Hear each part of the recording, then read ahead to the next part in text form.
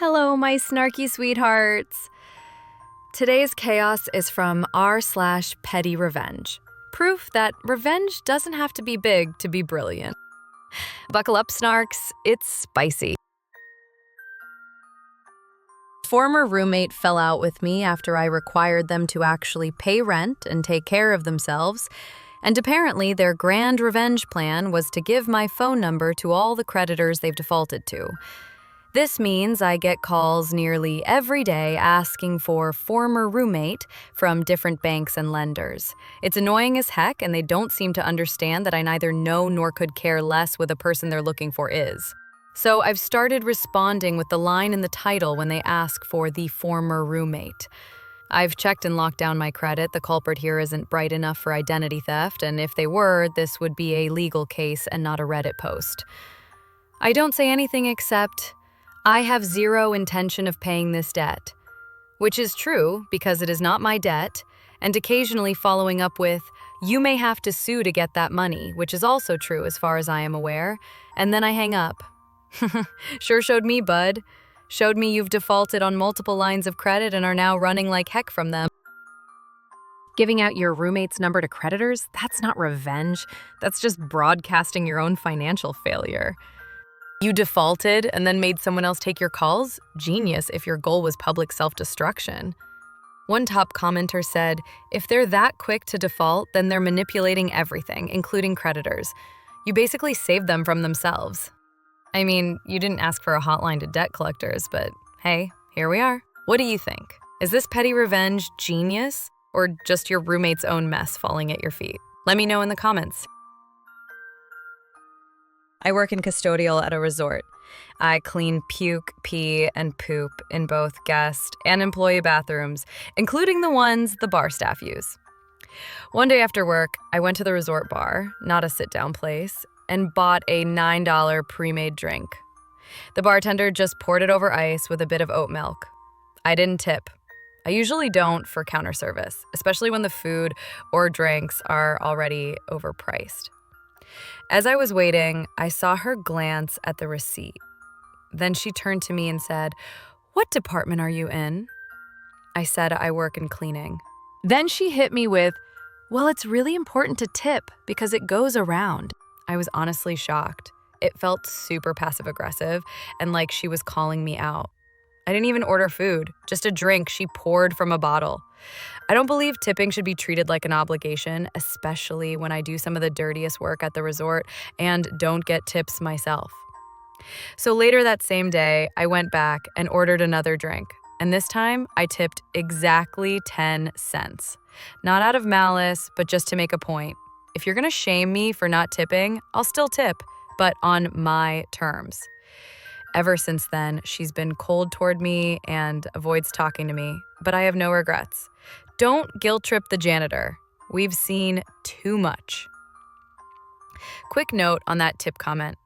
A lot of people are confused about the "it goes around" comment she made.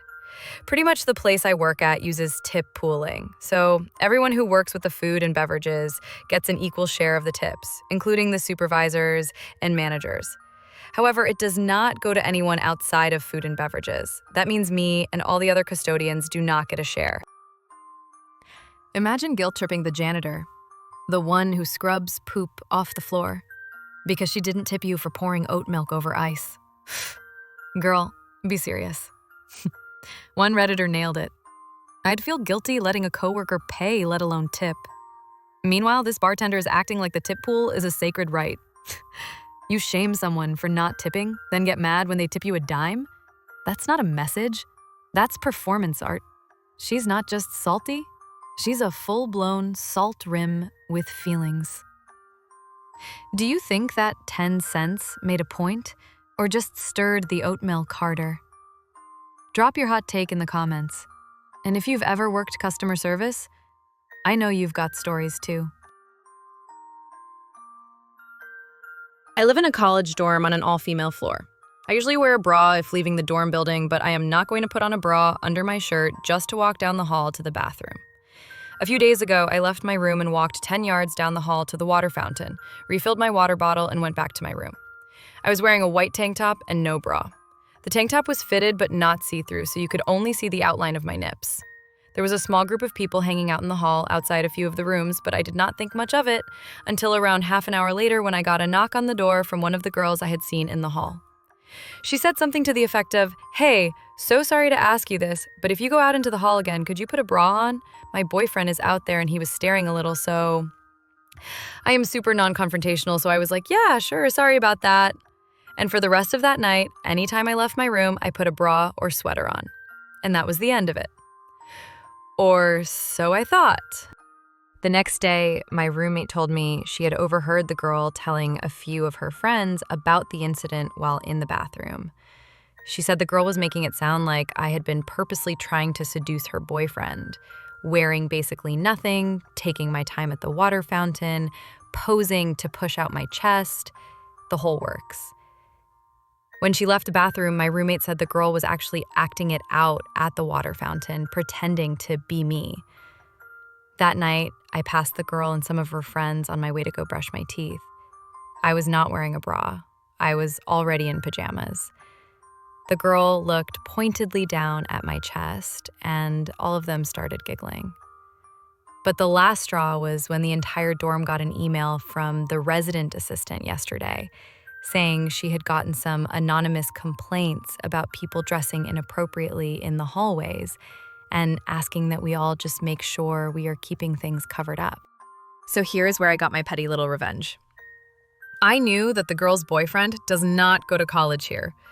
The girl and I were in the same orientation group and chatted a bit back then. I also knew that due to the pandemic, we are not allowed to have non-student or family guests in the dorms this year.